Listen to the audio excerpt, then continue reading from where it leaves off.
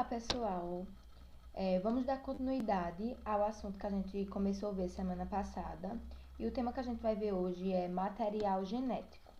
Como vocês já conhecem o termo DNA, que quer dizer ácido desoxirribonucleico, o DNA é uma molécula que contém informações genéticas hereditárias, ou seja, aquelas informações que são passadas de geração em geração e que estão relacionadas às manifestações das características, ou seja, as características que a gente possui pertencem, nós herdamos dos nossos pais.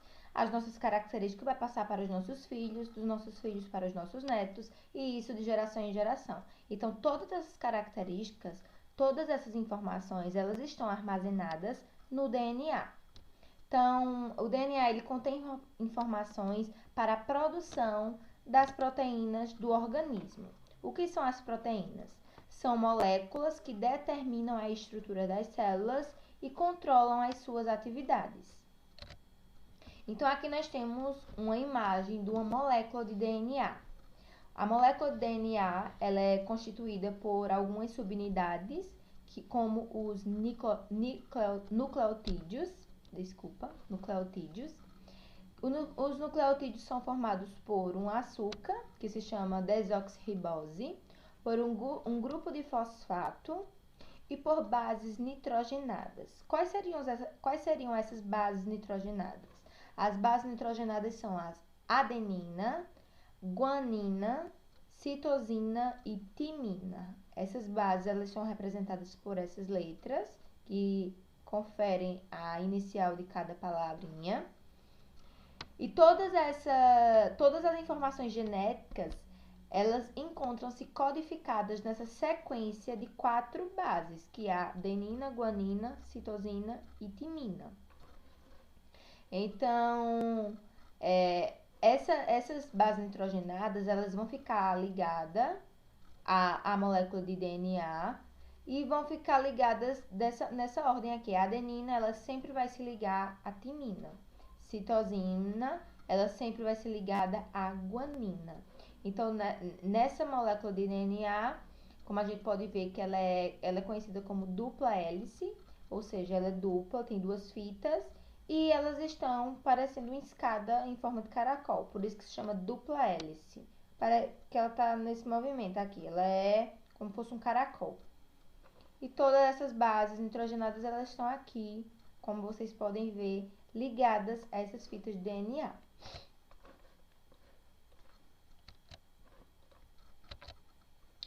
O gene é a região do DNA que serve de molde para a codificação de uma molécula de RNA, que na maioria das vezes é orientada por uma produção de proteína.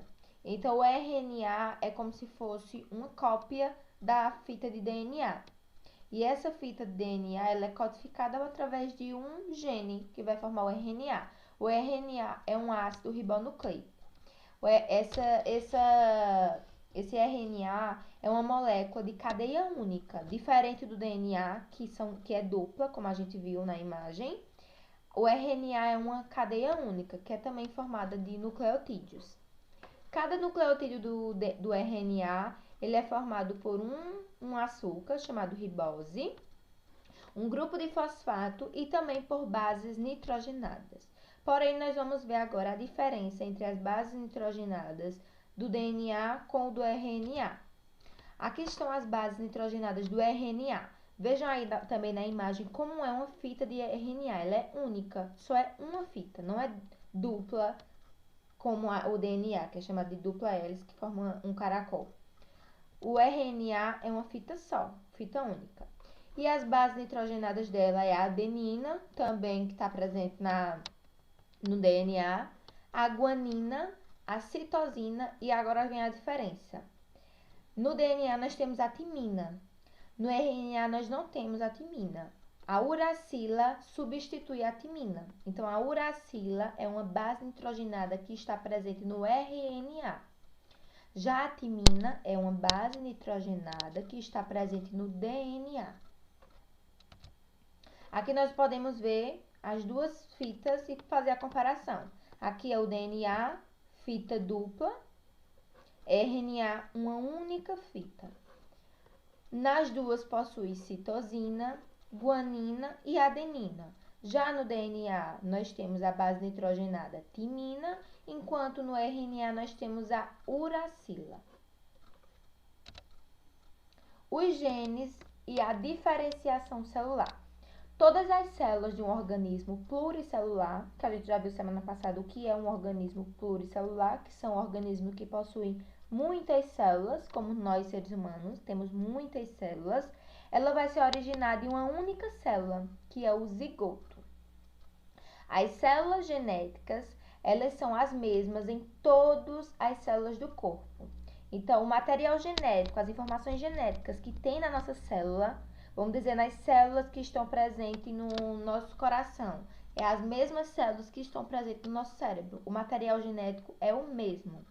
Nosso material genético do corpo inteiro é o mesmo material genético. Porém, vai ter uma diferença. As células, cada uma tem a sua função.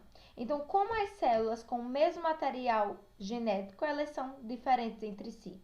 Porque cada célula, apesar de ter esse material genético igual em todo o nosso corpo, ela vai desempenhar uma função específica de acordo com o local que está.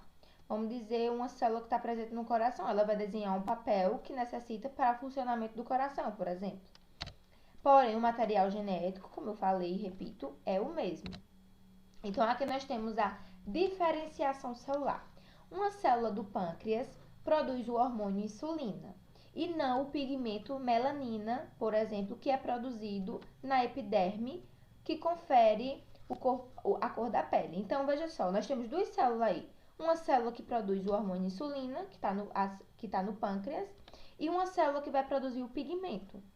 As duas células, elas têm função diferente. A insulina vai estar lá controlando a glicose do sangue e a melanina vai estar lá dando cor à nossa pele. As duas têm funções diferentes, mas o material genético é o mesmo. O material genético que está presente no nosso corpo é o mesmo.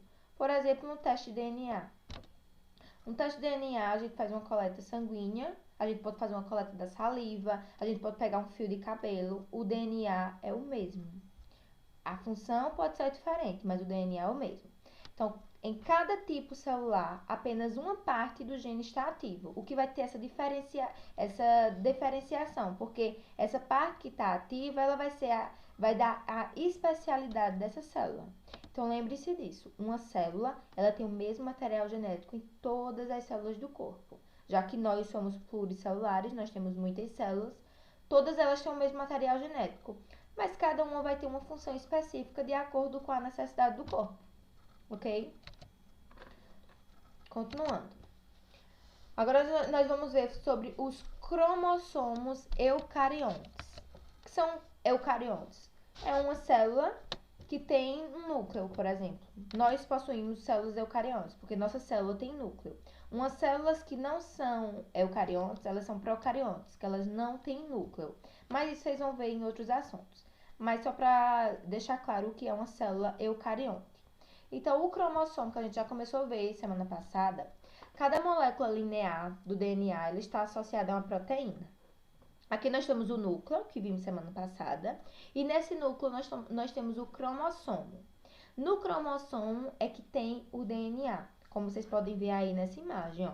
Esse DNA, ele está ali dentro desse cromossomo. Aqui nós temos um cromossomo duplo, né, que é chamado de diploide. Se fosse apenas um cromossomo só, um ladinho desse só seria haploide, né? Nesse caso aqui é um cromossomo diploide. E como vocês podem ver, o DNA está aqui, inserido nesse cromossomo. Só é possível distinguir os cromossomos individual quando a célula entra em processo de divisão celular.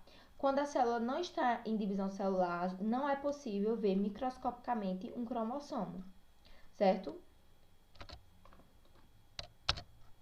Então, o ser humano, ele tem 23 pares de cromossomos. E cada um deles vai ser herdado do nosso pai e da nossa mãe, totalizando 46 cromossomos. Então, são 23 pares, 23 da nossa mãe, 23 do nosso pai, que se uniu e formaram 46 cromossomos. Aqui nós temos essa imagem de um cromossomo, ou de um grupo de cromossomos dos seres humanos, 23 pares, que são classificados, ordenados, numerados, e esses últimos aqui que tem X e Y são os cromossomos sexuais. Esses cromossomos X e Y aqui são cromossomos de uma pessoa do sexo masculino, já que X e X é feminino, X e Y é masculino. Então, a célula do cromossomo aos pares é denominada de célula diploide, que também é conhecida como 2Ns, que a gente já viu semana passada. Os cromossomos homólogos, eles apresentam forma e tamanho semelhante e a mesma sequência de genes. Então, como vocês podem ver aqui, isso aqui são cromossomos homólogos. Eles têm tamanhos semelhantes e eles são organizados dessa forma e eles têm também uma sequência de gene semelhante. Para revisar o que a gente viu semana passada, célula haploide é aquela que só tem um cromossomo, como vocês podem ver aqui, ó. Só um ladinho do cromossomo. Então, quais são as células haploides? Os espermatozoides e o óvulo. Quando eles se juntam e se fecundam, juntam-se essas duas informações genéticas e formam uma célula diploide, que vai ser daquela outra forma que a gente viu aqui nessa outra imagem aqui. Nós temos células diploide, duplo. Célula haploide só tem um cromossomo. Aqui, ó, vamos ver mais sobre os cromossomos sexuais. Feminino, X e X. Masculino, X e Y. Observe também que no Y, o cromossomo ele não é completo. Ele só tem uma parte do cromossomo. Então, o cromossomo Y, que é herdado do nosso pai, ele só tem um pedacinho. Par de cromossomos que diferenciam os indivíduos do sexo feminino e masculino. Então, são esses cromossomos aqui que vai definir feminino e masculino. E aqui a gente tem uma variedade como pode ocorrer. Vamos ver aqui. Aqui é a célula do corpo que é doado pela nossa mãe. A nossa mãe ela pode doar um cromossomo X e outro cromossomo X, já que ela só tem X e X. Já o nosso pai ele pode doar um cromossomo X e um cromossomo Y, certo? Então, quando esses cromossomos eles vão se unir, a nossa mãe, esse cromossomo X da nossa mãe pode se unir com o cromossomo X do nosso pai e vai formar X e X, ou seja, sexo feminino. Mas também a nossa mãe só tem outro X para doar, que ela só tem essa variedade de cromossomos X e X, então ela só vai doar X. E o nosso pai também tem um Y para doar. Então, se ele fecundar um X com o Y, vai gerar o cromossomo XY e vai ser do sexo masculino. Lembre-se disso. X e X, feminino. X e Y, masculino. Aqui nós temos um cariótipo, que é um conjunto de características morfológicas dos cromossomos, como o número de cromossomos, o tamanho dos cromossomos, a forma dos cromossomos. Então, se vocês observarem naquelas imagens anteriores, naquele cariótipo, aquele grupo, aquele conjunto de cromossomos, eles são ordenados do maior para o menor, de acordo com, formam-se pares de acordo com o tamanho, com sua estrutura, sua forma. Então, como isso é possível? Como é possível organizar os cromossomos dessa forma? A partir da fotomicrografia, que é uma foto feita no microscópio. É uma técnica na qual as células em divisão, lembre-se que eu falei que um cromossomo ele só pode ser visualizado quando a célula está em divisão celular. Se a célula não estiver em divisão celular, ela não é possível ser vista no microscópio. Então, na fotomicrografia, é uma técnica na qual as células em divisão, elas são fotografadas no microscópio e recebem um tratamento para promover o surgimento dessas faixas aqui, vocês estão vendo, que são as bandas do cromossomo. A partir disso é que esses cromossomos poderão ser estudados, poderão ser divididos em conjuntos, organizados de acordo com a sua forma, de acordo com o seu tamanho, de acordo com o seu número de genes. Então, tudo isso se inicia na fotomicrografia, que é uma foto realizada no microscópio. Aqui nós temos a organização dos cromossomos de um cariótipo. Então, para organizar dessa forma aqui, é preciso fazer pares de acordo com o seu tamanho e a sua forma. Estão vendo? Sempre são pares com tamanho e forma que se aproximam muito. Esses aqui, eles são os cromossomos sexuais, certo? Por isso que são formas diferentes. De acordo com o seu padrão de bandas, veja só, essa banda aqui tem o mesmo tamanho dessa. Já essa aqui é um pouco menor que essa. Essa aqui é menor que essa. Então, elas também são ordenadas de acordo com o padrão de bandas. Os pares são em ordem decrescente, ou seja, do maior para o menor. E eles são divididos em numeração. Cromossomo 1, 2, 3, 4, 5, 6, aí 22 e esses cromossomos sexuais 23. Como eles estão aos pares, então, totalizando 46 cromossomos. Alterações cromossômicas. O cariótipo de alguma pessoa, ela pode apresentar alterações tanto no número de cromossomos quanto na estrutura. Então, vamos observar aqui esse cariótipo. Observem e lembre-se que um cariótipo está sempre organizado em grupos, em dupla. Então, a gente pode observar ali ao final desse cariótipo que tem um cromossomo que não está em dupla, que é o cromossomo 21. Nesse cromossomo 21, a gente tem 3 cromossomos. E o que pode ocasionar com uma pessoa que tem um cariótipo onde tem o cromossomo 3, o cromossomo 21, ele tem 3 cromossomos. Então, desenvolve a síndrome de Down. Muita gente conhece, acredito que todo mundo conhece, que essa síndrome é quando uma pessoa ela tem o cromossomo 21 3 vezes. E recebe o nome de trissomia, muito conhecida como trissomia do cromossomo 21. Quando esse cromossomo aqui, em vez de 2, em vez de uma dupla, um herdado da mãe e um herdado do pai, ele tem 3 cromossomos. Isso pode acontecer por mutação genética, por algum tipo de anomalia do próprio DNA. Então, quando tem essa alteração no cromossomo 21, que tem 3 cromossomos, é chamado de síndrome de Down. Vamos observar aqui agora esse outro cariótipo. Observem aí todo cariótipo e vejam que tem alguma coisa que está errada. No caso, a gente pode observar aqui ao final nos cromossomos sexuais, onde nós temos 2 cromossomos X e um Y, o que deveria ser um X e um Y, ou então 2X.